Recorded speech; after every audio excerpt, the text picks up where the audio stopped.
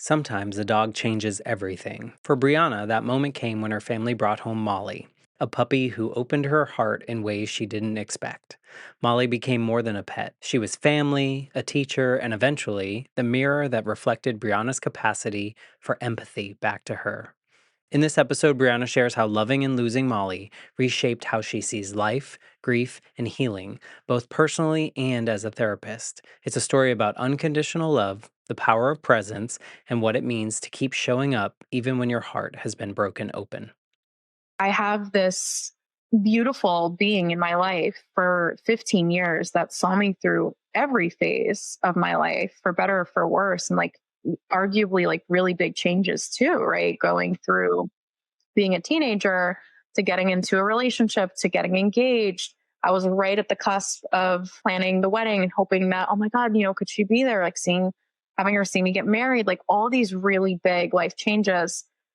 And then silence, right? Like I don't have that being with me anymore. What do I do? Who am I? It's like I had all this love to give and nowhere to put it. I'm Matt Gilhooly, and this is The Life Shift, candid conversations about the pivotal moments that have changed lives forever.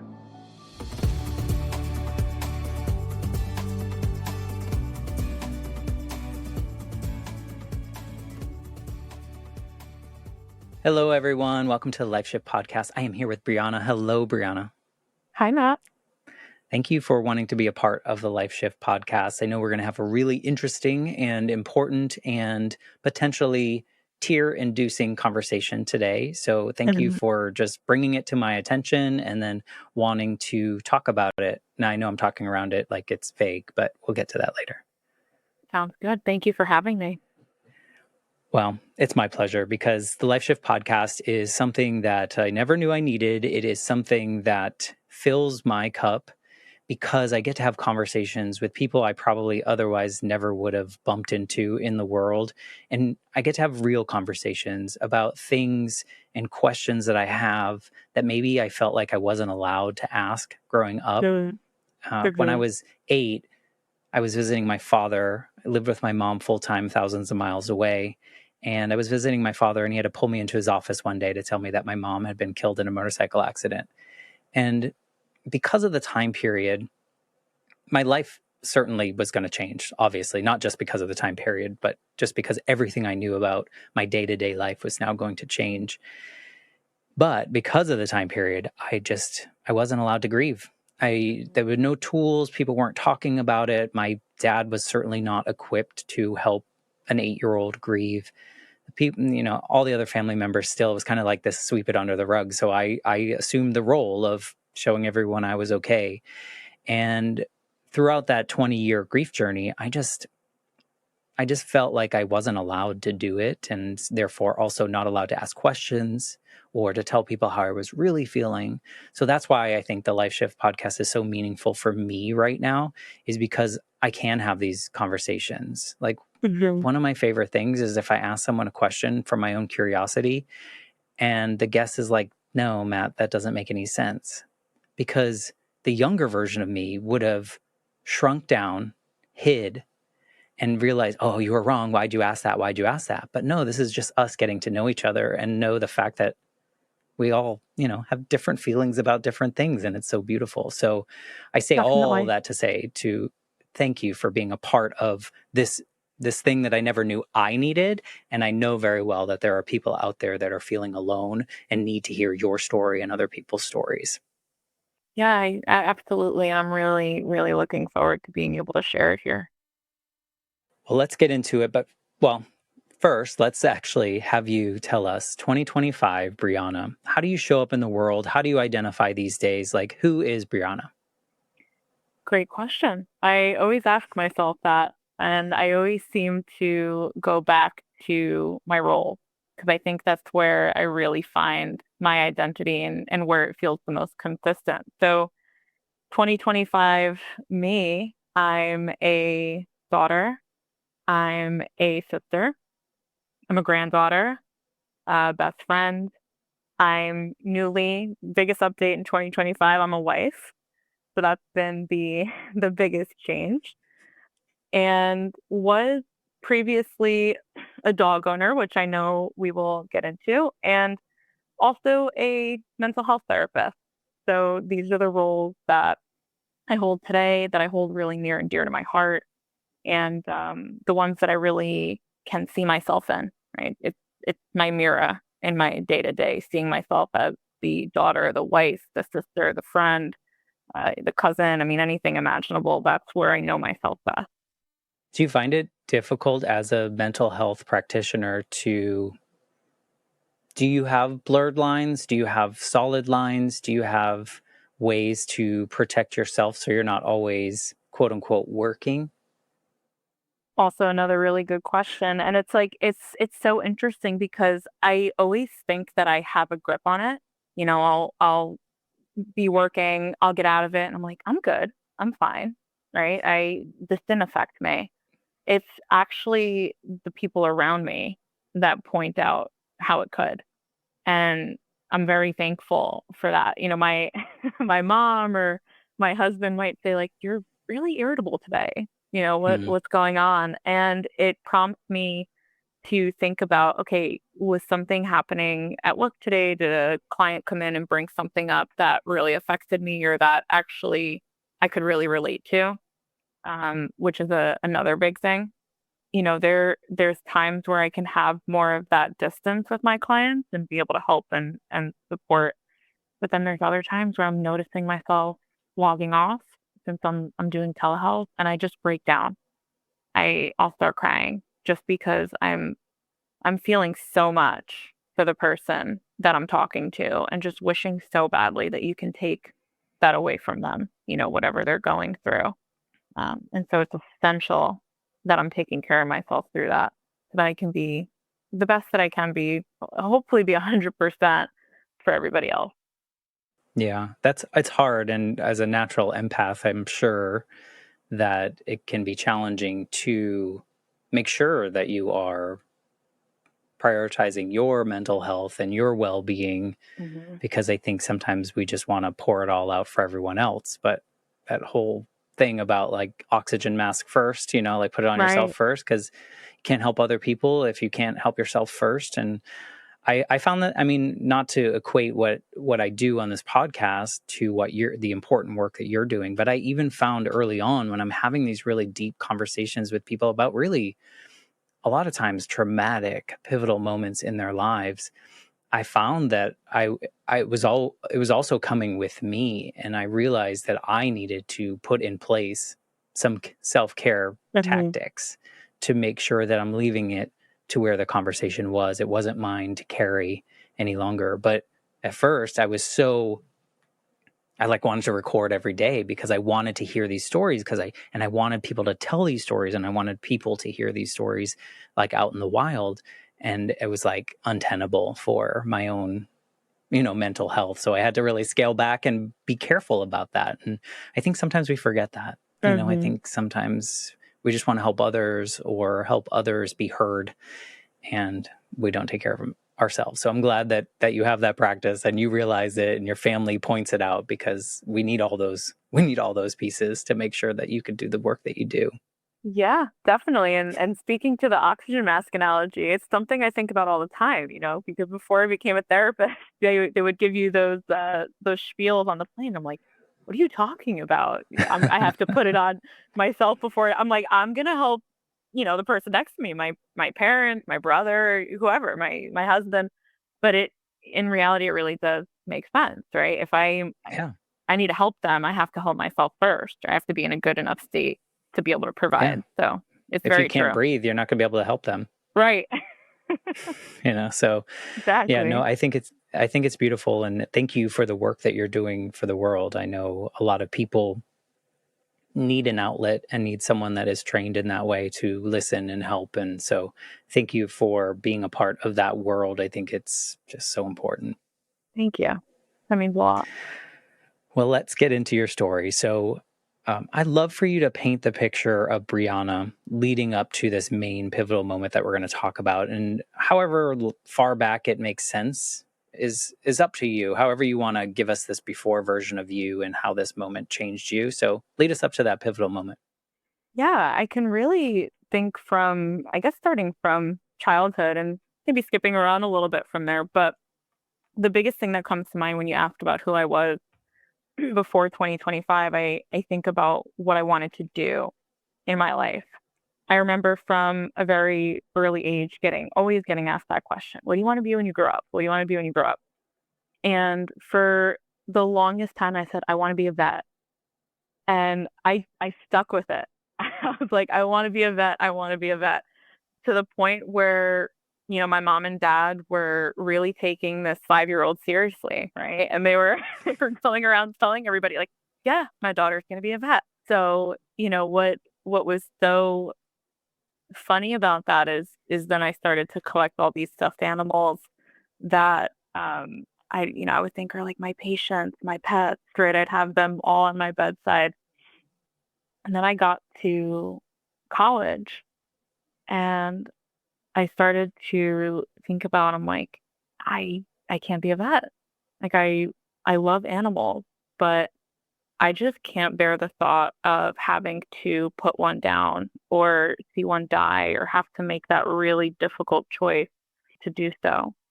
And Right? Because as a vet, you're also most likely not seeing the healthiest of pets all the time. Like I would imagine right. a majority of your practice would be sick or Mhm. need help in some way, So Mhm. yeah, that would be really taxing.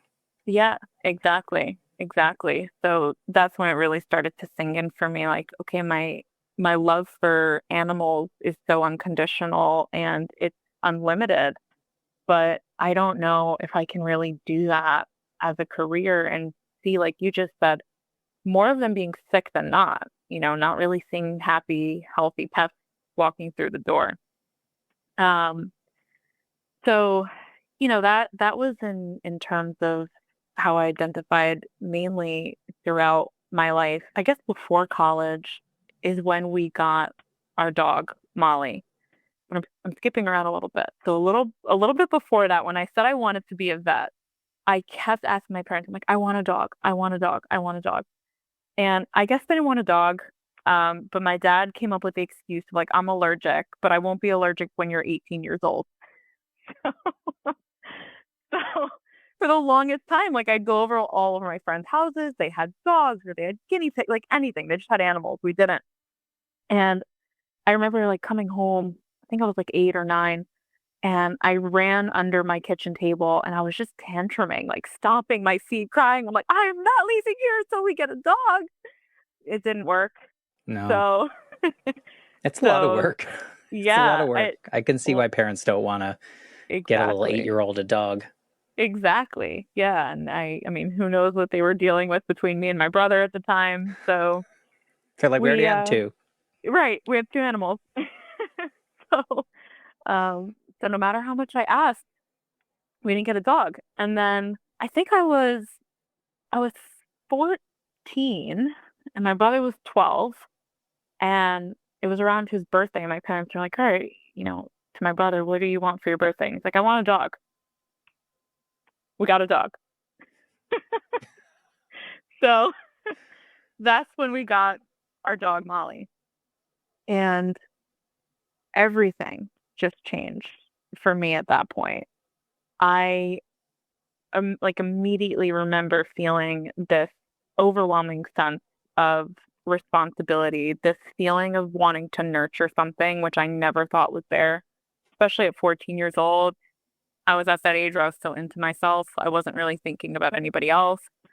And she was really the first thing outside of myself that I was so excited to care for and raise and just like make a life for her. So that's where our journey really began. But I want to pause there and make sure I'm not going off on a tangent. Yeah. So what I was thinking about when you were talking about getting Molly as 14, I was like, I had pets growing up, and I don't think I had like a similar feeling about nurturing other animals or anyone else. Maybe I was in that selfish phase. I don't know. But when I got my first dog at like 29, it was really I think I had that feeling that you had. It wasn't that I wanted to be a vet or anything, but I knew that this little guy was going to rely on me for everything, and we could, be partners in crime. And it was before I had like really resolved my grief journey, losing my mom, Mm-hmm. even 20 plus years later. So he knew like a previous version of me as well. So we had so much that we went through. But I love that even at 14, which is a pivotal moment in any child's life, right? Like you're just going through a lot of stuff at 13, 14, 15. But now you have like this new thing that you can focus love on and feel that unconditional part as well. I know our parents have that mostly, but it's different, I think, with a pet. So what transpired as you had Molly in your life? Like how was that changing you? Yeah, it softened the blow of just like all of the turbulent moments that you have as a teenager. That's the first thing that really comes to mind for me. You know, school pressure, friendship changes, getting in and out of friendship circles, fighting, feeling really angsty with parents, just wanting to be alone.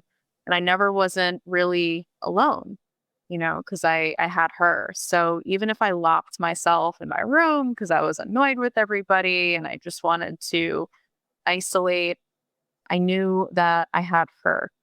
And so she really helped me regulate when it was a time that felt just irreconcilable. Like no matter what anyone could say or do, they couldn't soothe me, but she could.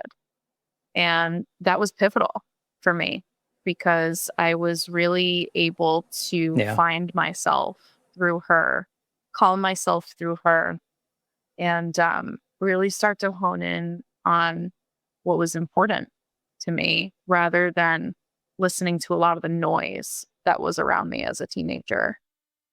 She was your therapy. She was. Yeah. Yeah, she was But my first therapist. did your brother have any feelings because he asked for the dog and then you created this bond with Molly, or did he have a similar bond with her? He didn't. So we always joke, even to this day, in a spiritual realm, that like she still lets him know that she doesn't like him. Oh, Um, poor guy. I know we feel so bad, but since he was younger, he was 12 years old. He would mess with her a lot, so he would poke her, he would try to rev her up, and she would get pretty irritated with him. She would show her teeth, she would lunge at him a little bit, and we kind of we just made it a theme in our house where like we said to my brother, we're like, Anthony, go near Molly so that we could see her get upset, and he's like, I don't want to, I'm gonna get bit.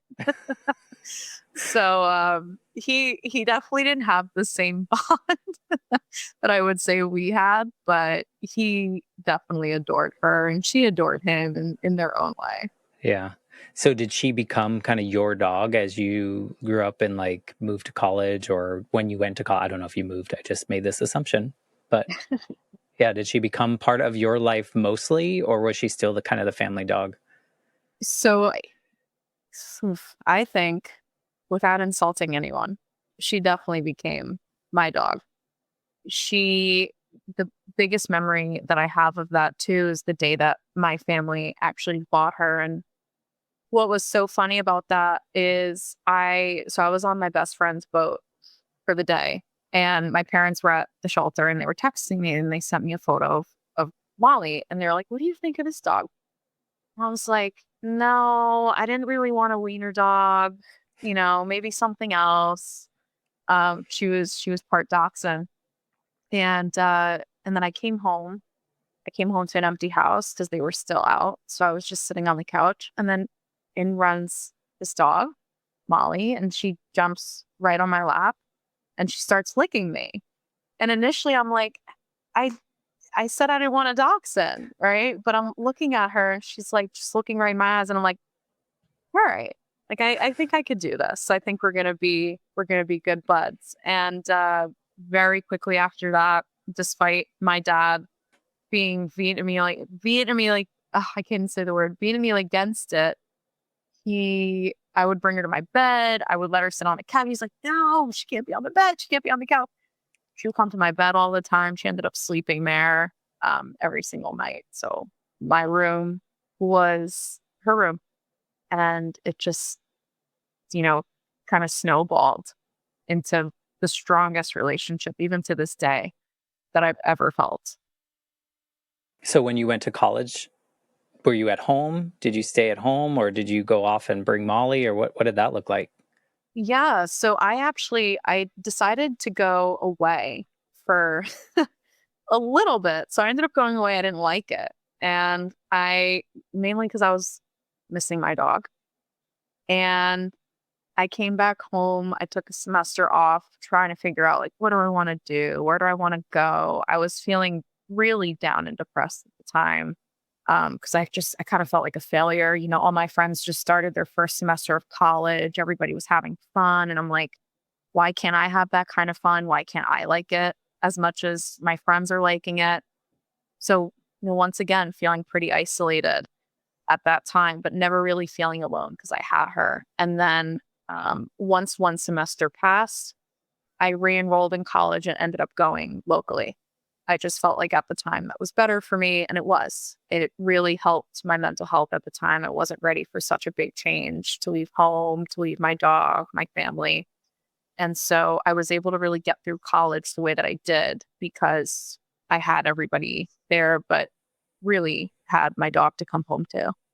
Yeah, I think that, I mean, I don't think you're the first person that missed a connection that badly. It doesn't have to be a dog or an animal, or it could be a person, it could be Agreed. whatever, that we have to make these hard decisions where society tells us, no, you should move away and go to college and party and do all these things. And I mean, I commend you for kind of listening to yourself, though, because I think there's a lot of people that would just quote unquote tough it out, right? Like they would Yeah. just, and not choose what feels right in their heart to go Hmm. back. So I think just in a personal choice, I commend you for that, as much as you in the moment probably felt like you were a failure or you didn't do things right. I mean, I feel like when I was that age, I just wouldn't have been quote unquote allowed to do that, Mm. right? Like I feel like it would just be like, this is the choice you made, you're stuck with it, kind of thing. And I think, we're different generations, so I think maybe you society was a little bit different to you, where you could be more in touch with your mental health and kind of honor that in a way. So first of all, Hmm. commend you for that, but like, Thank you. cool for Molly to have you back at home and be part of your life. Yeah. So I know this gets to a hard moment. I don't know if you want to lead us to what that looks like for you, because I think something about having pets is so beautiful and also so like unfair. And because Hmm. humans are in our lives, if we're lucky, for a long period of time, but even a dog that's in our lives, or a cat or whatever, for a long period of time is still kind of seemingly never enough. So maybe you want to Hmm. bring us to this harder moment. Yeah. Yeah. And, I think about, in hindsight, I think about the grieving process. And the way that I've defined it too is like I was already in denial when I still had her. There was a part of me that I'm like, oh, she's gonna be the first dog that lives forever. Right? She's got that like that spunk to her. She's she's so tough. And like she was tough right up until the end. So she was part dachshund, part cocker spaniel, we think. Um yeah, my husband actually gave me like the most wonderful gift for Christmas right before we passed a that like dog DNA thing. So we did that on her, and she has a couple of different things, but we were pretty close. We came up with Dachshund and Cocker Spaniel. So she was a really really cute mix and pretty unique. When you just see dogs on the street, she kind of had her own look to her. So I was always just kind of in denial. Didn't really think about the thought of like, yeah, she's gonna die one day, until it really started to get close to it. And that was in about that was 2023 when the health decline started to happen. And You asked me before, what's 2025 Brianna? How does she identify herself? And I almost wish that we were here in 2023 where you could have asked me that question, because right before she started to get sick, I remember this one moment in my life where everything just felt perfect. And I know we say like, okay, nothing's perfect, we're not perfect. But the way that I've defined perfect is like, it's an ideal state. It's a human emotion. And I 100% felt that the day that I got engaged, because I had my family there watching. I had my husband's family there watching. Every single person that I loved was there.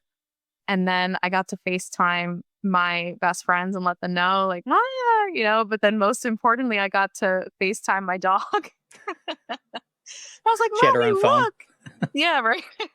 So I FaceTimed my aunt. I'm like, Molly, look, I got engaged.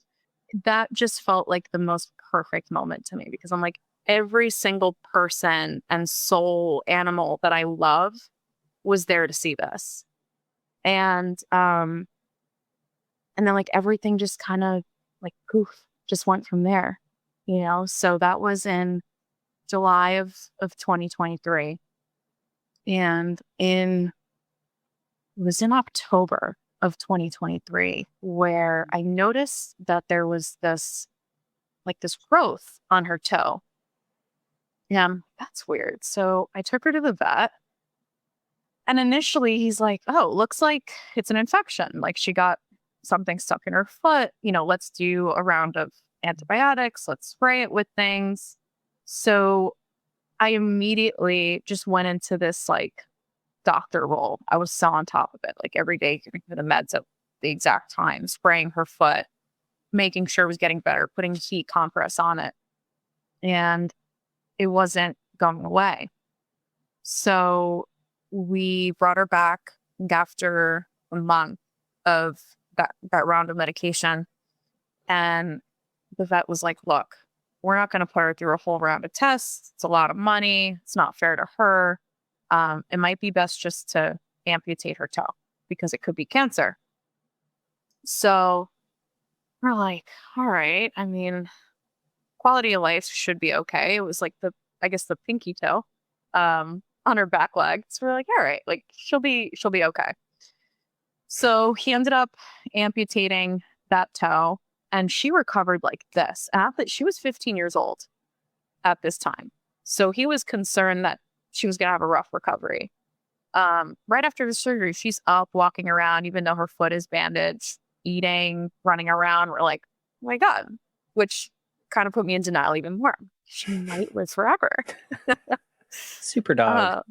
Yeah, she was a super dog. So that was the foot. And we thought like, okay, if this was cancer, we beat it, right? We caught it in time.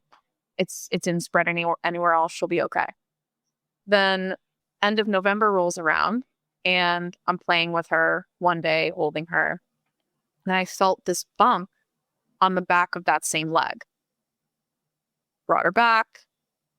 And I remember just like my world crashing when I heard the word cancer. The vet said to me at this point, he's like, it looks like if it is cancer, it's spread to her lymph nodes. Mm-hmm. And he's like, she's got a lot of spunk in her. She seems healthy. Let's take this lymph node out. So at that point, I'm like, I have this like emotional scramble within me, right? Because I'm like, okay, I'll do anything to save her, But at the same time, in the back of my mind, there's this gnawing thought of like, it already got her. It's too late. So I didn't want to listen to that part. I was still trying to remain hopeful. So she went through yet another surgery in 2 months. And that one is what really set the stage for passing then in February.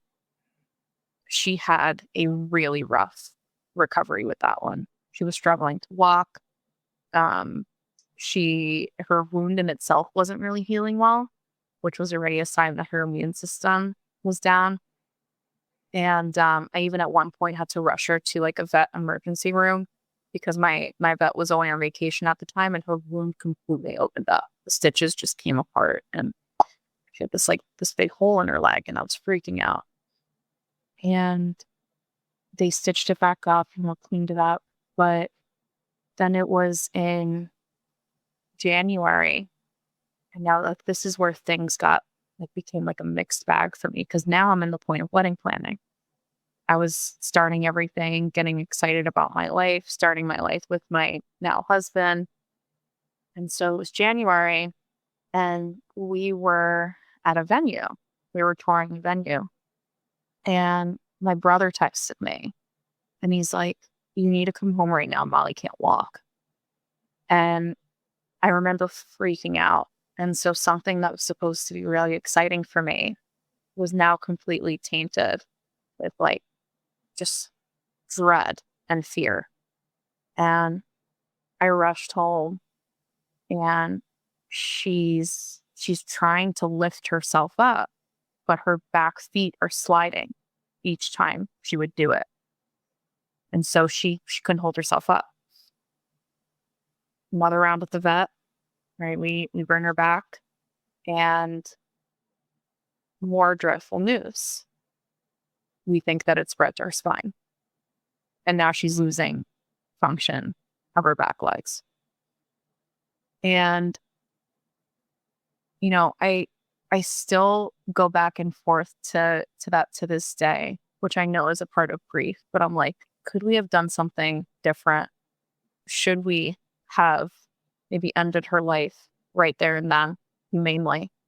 Because she would have avoided what was to come. But at that time, you know, with the support that I had and also the veterinarian advising that she could still have a good quality of life, we decided to put her in a wheelchair. So it was a little chaotic too, because at that time I tore my ACL. So I'm like, we're twins, you know, and we always kind of were. So here I am, like every day outside with her, trying to get her to walk in her wheelchair while I'm also limping myself because I can't move normally until I had my scheduled surgery. And it was again a mixed bag because I can distinctly remember how happy she was to be able to realize like, oh my gosh, I can move again, right? With the wheelchair. And she would run down the street and we were all in tears because we're like, okay, she's happy, right? She's comfortable with what we're giving her. But at the same time, I'm like, this is not my dog, right? This is not fair to her.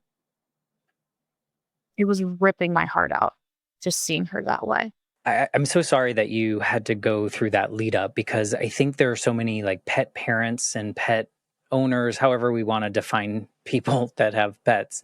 But it's really hard I'm going to speak for myself. It's really hard not to feel selfish through some of the journey. It's really hard to not feel in denial or maybe some might say delusional that we can do something different and we could have done something different. So I think that I hope that you let go of like, oh, should I have done this? Because that just hurts us. And I know obviously it's part of that grief journey that we go on, but really so hard to, while you're in it, to feel like, even if you are making the right decision, to feel like you're making the right decision, because who knows, right? Like nobody really knows. But because we're so attached to these beings, we're like, we want to do everything until we realize that, like, okay, now, which is probably one of the hardest decisions I've ever had to make, Right. but now is the time. So maybe you want to tell us about how Molly crossed that rainbow bridge and how that moment came for you. Yeah. So, you know, when I look back on it, we all think like because of her personality, exactly how it happened is what she wanted. And so despite what I was speaking to before, like this what if, you know, should we have humanely ended her life now? Should we have to the vet more clearly about euthanizing her. Even if it did, it's almost like she led us exactly to just wanting to pass away in my bed. And so that's exactly what happened. And, it was a rough 2 days before that, because that's when things really got worse. I mean, she was definitely couldn't walk, like I said, and she was struggling to breathe. And so we were thinking, okay, at this point, it's spread to her lungs. I mean, it was so fast moving. And that night, I remember we all agreed, we were all in our living room together, and we said, okay, tomorrow, right? Tomorrow is when we're calling the vet, and we're going to take her because she can't live like this. And at that point, she was suffering. And she did it herself. At 1:30 in the morning, she took her last breath. And I was there, which I think was the hardest part. Yeah. But also probably the most beautiful part, because The you most were there. hmm Like I don't want to equate, well, I do, but I don't want to equate losing a dog to losing a family member or someone that we love. But at the same time, I do equate it because it's a similar love, right? Right. And when my grandmother got really sick and she was in hospice care, and I spent the last 5 days of her life with her by her side, and I was there for that last breath. And it's very similar in a way of like it being so devastating, right? It's just like a horrible feeling, but also in a weird way beautiful, because Beautiful. you get to like witness this ending in the way that is most humane, I guess, Right. in this case. And that she probably heard you guys, Yeah. and knew that you guys were ready, because you weren't really ready before that, and now you knew that as hard as it was going to be, this is the right thing to do. And so Right. I like to think that you know people and animals know when we're ready, and then they take that. Doesn't make anything easier. Right. Right. It's a terrible journey I had for Mikey. I actually have a dog named Molly, and she's half Dachshund and half Chihuahua. So Oh. that's why I was asking before. She's 14 and a half now, but Mikey I had for 14 years, and he had a similar, like it was a fairly quick decline. Mhm. Uh, and I had to make I had to make the hard decision. So for me, it was like this anticipatory grief. It was, am I doing this too soon? Mm. Does he have a good quality of life? Am I keeping him around for me? Right. Would he want to be in this state, in this way that he is? And the most helpful thing is, I actually called the service called Lap of Love, which is like Mhm. the best thing. If anyone's facing the passing of an animal, I highly recommend Lap of Love, because they do it in home in a comfortable setting and all these things that come along with it. But when I called that and I was like, am I doing this too soon? And they're like, it's better that you do it a month too soon than a day too late. Yeah. And that was really comforting for me. So if anyone's facing that and knowing that you have to make this really terribly hard decision, keep in mind that we're weighing all the qualities of life, our quality of life, our animals' quality of life, all the things that come around with. And it's a really hard decision, and there's no right answer, Mhm. but sometimes we have to make those decisions. So Definitely. I say that to say I understand you and how you were feeling. And also, it's a different, like we all have these different journeys and how these things happen. Mhm. So when you lost Molly and you had to do all the things that come with it, what did that do to you? I couldn't recognize myself, and everyone around me couldn't either. In what way? I became a shell of myself, and I was inconsolable. It's like I have this beautiful being in my life for 15 years that saw me through every phase of my life, for better or for worse, and like arguably like really big changes too, right? Going Mm-hmm. through being a teenager to getting into a relationship to getting engaged. I was right at the cusp of planning the wedding and hoping that, oh my God, could she be there? Like having her see me get married, like all these really big life changes, and then silence. Right? Like I don't have that being with me anymore, what do I do? Who am I? Right? I immediately, it's like I had all this love to give and nowhere to put it. That was hard for me because, like I mentioned earlier, I really, really grew in touch with this nurturing side of myself. I got a taste of what it would be like if I were to become a mom one day, right? Which is something that never crossed my mind much at 14 years old. But I'm like, okay, I could see it, right? Maybe it's possible. Maybe I do have this side to me because I was able to do that with her. And so once she was gone, I had nowhere to put this love. I no longer knew who I was. I had nothing outside of me anymore to care for, really, in the way that I was used to doing with her, right? Like we spoke to, caring for humans is so much different than caring for animals. And so it was this unique side of things that I grew so accustomed with that I no longer had. And the biggest thing for me is like, how do I do this? Right? Like I've grieved humans before and in different ways. You know, I lost my grandparents, but I've never lost a dog. And this feels like, to me, it felt so much worse for its own reasons. And the And one no one thing, understands. yeah, exactly. And I began to notice like not many people are talking about this. You know, I was looking for something to soothe me and I couldn't get it. You know, my parents, although they were grieving her too, couldn't really speak to what I needed. Same thing with my husband, right? He was grieving her, but couldn't really speak to what I needed. It was just this overwhelming void. And then my mind turned to like, okay, when there's something that I don't know, I need answers for it. And when I need answers for something, it means I need to educate myself on it. And so I began to just pour all of this energy, which was probably the love for her as well, into just doing research on pet grief. And I'm like, what is this? And where are these people that are also feeling it?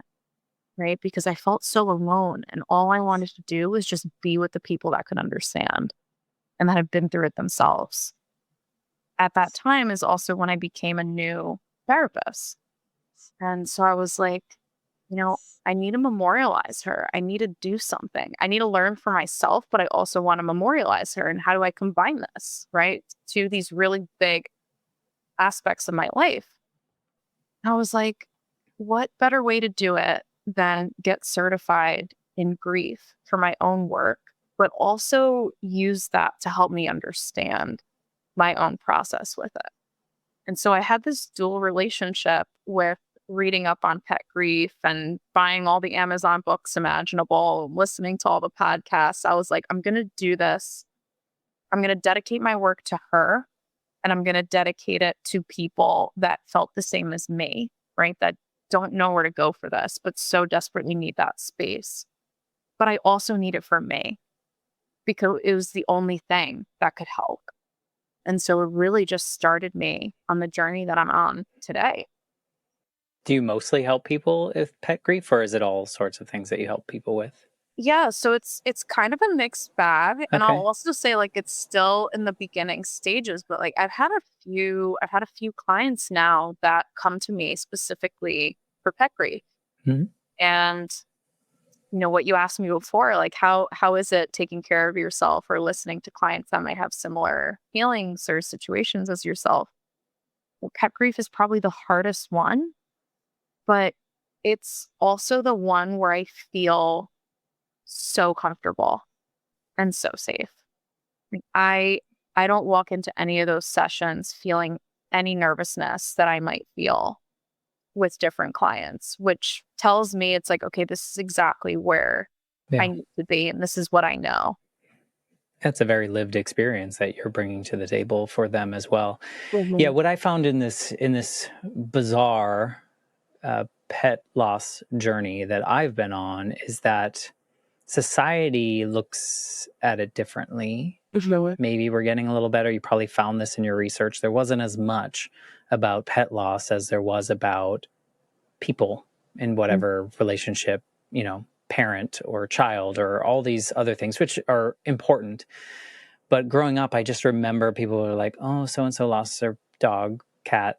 That's sad. And then the next thing was like, everyone is gone. Like, you just don't ask them about it anymore. And you just assume they're fine 3 days later or whatever it is. And then you ask the dumb question of, when are you going to get another dog or another cat? And what I found in my own journey was like, wow, how wrong was I? Because no one's talking about it. Those are not the things that I need. And I found that I needed to grieve out loud. And I found that I needed to show that, like, or try to normalize the fact that, like, I wasn't okay. And that, yes, he was a dog, but he was also my shadow. He was part of me and saw me probably more hours than any other person on the planet.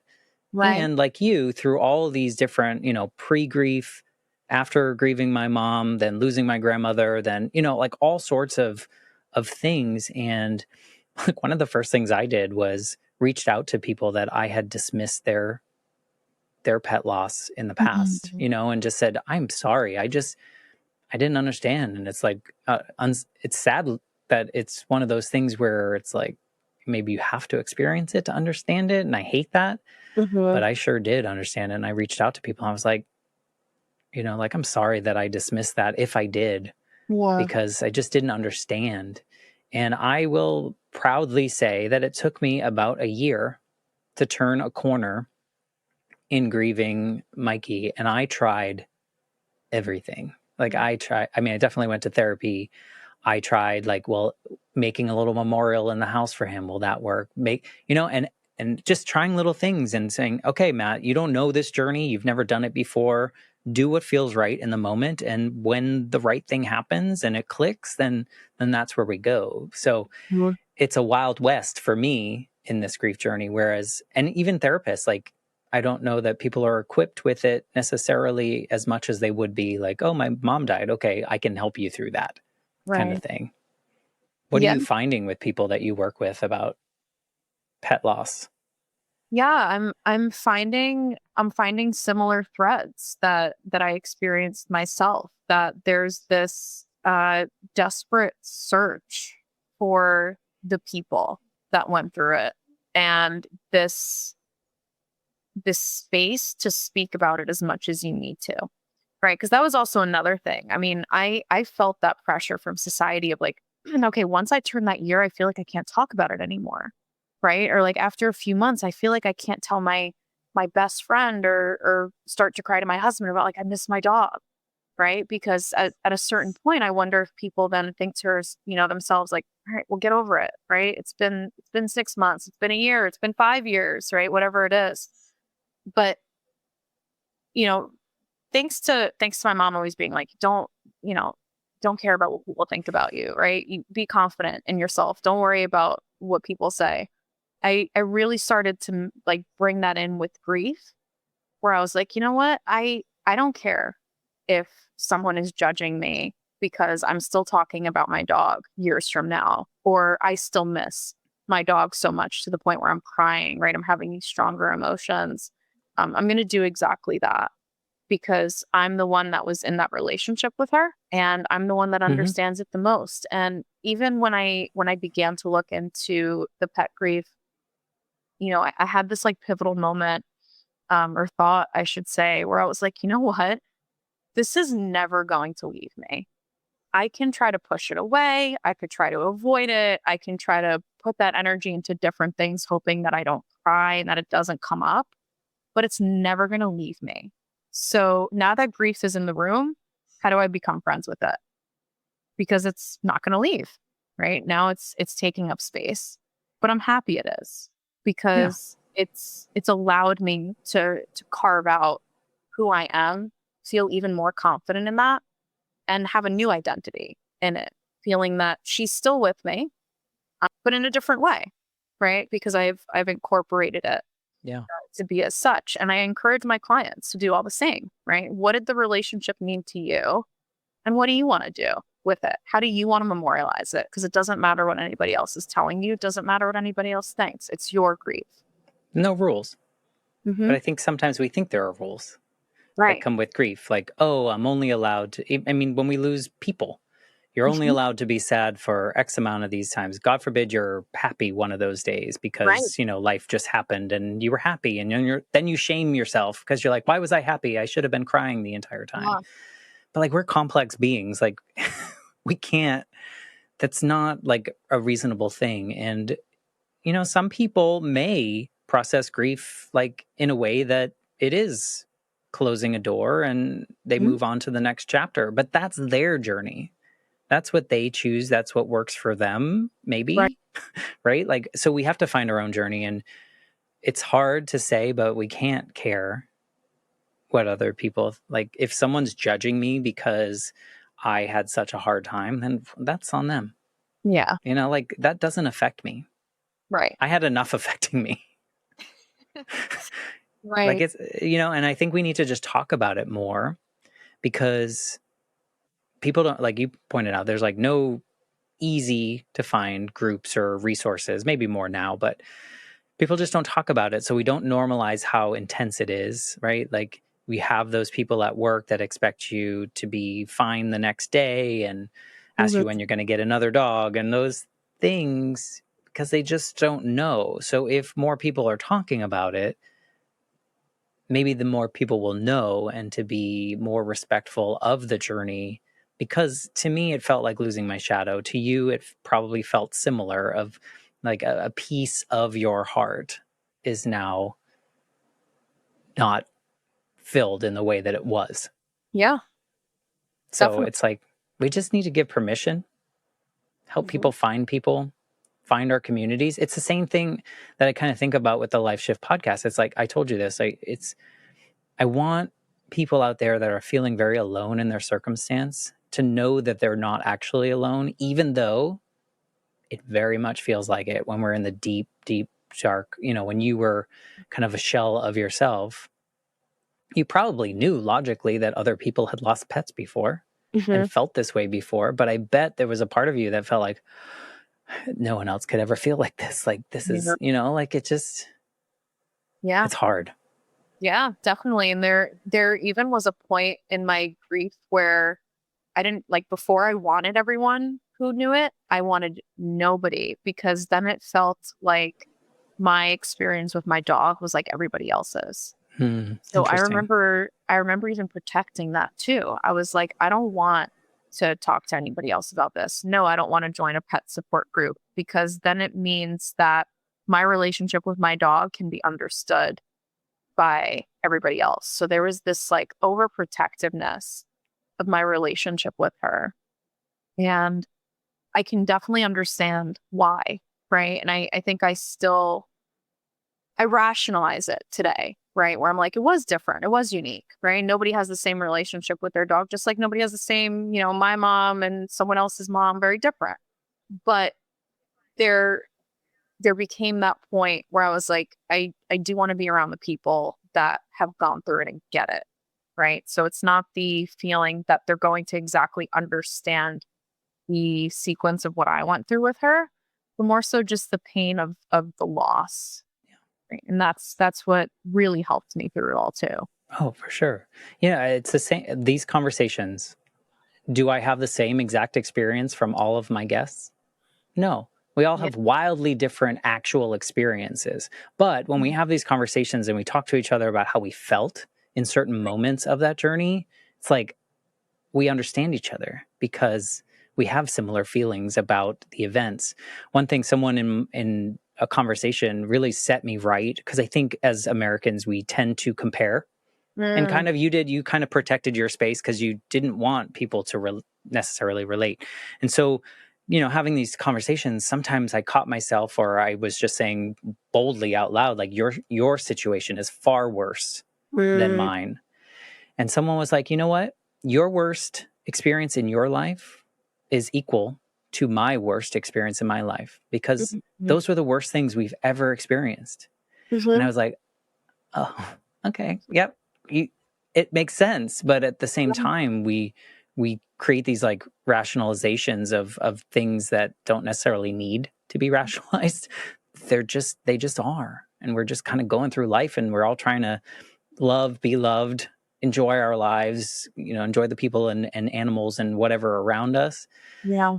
we have a lot in common. And so if we can find our tribe, not to compare, not to have people understand us, but to know that people understand how we're feeling, I think we win, right? Like, I think we win in the long run if we do that. Yeah, I totally agree with you. I always say it's everyone's first time being alive. So As far as we know. we're all just trying to figure it out. Yeah. I don't know if I've been here before. I hope not. Right. I mean, on a spiritual realm, who knows? Man, you're going to have many lifetimes here.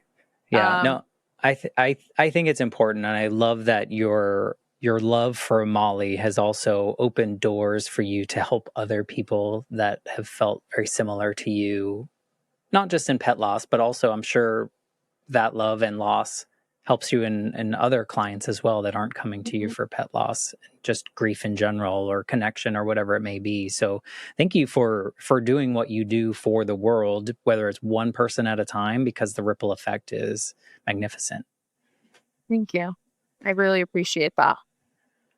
If people, because we didn't get too much into like the grief part, if people want to like connect with you, tell you their story, learn more about you, whatever it may be, what's the like best way to find you, get in your circle, learn more about you, or just tell you how your story affected them? Yeah. So I would say Instagram. Okay. I'm on there. I'm getting that platform up and running now that I'm specialized in pet grief, and I'm really planning to use that as the vessel to access other people that need this space, that need to know that they're not alone. And even if it means working together at some point down the line, but first and foremost, really just putting out there like, hey, like screaming to the world, right? Hey, you are not alone. Yeah. Right. And this is a readily talked about topic. We just need to find the right place. Great. Well, we'll put your Instagram handle link in the show notes so people can just go there and click it and connect with you and learn more about you and reach out to you. I think it's so important. The more we can connect with others and share our stories and the similarities and maybe the differences, we just become a better, human race here, where we're relating to each other in all sorts of ways. Doesn't mean we have to agree, but we can talk to each other and learn from each other and see how the others in the world live.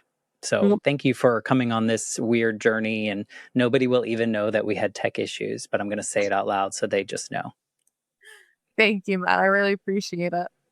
No problem. And I appreciate you for being a part of this. I appreciate the listeners for just being on this, 4-year journey. Who knows how long it's been now. It seems short, but also long. So thank you for being along for the ride. And I think with that, I'm going to say goodbye, and I'll be back next week with a brand new episode. Thanks again, Brianna. Thank you.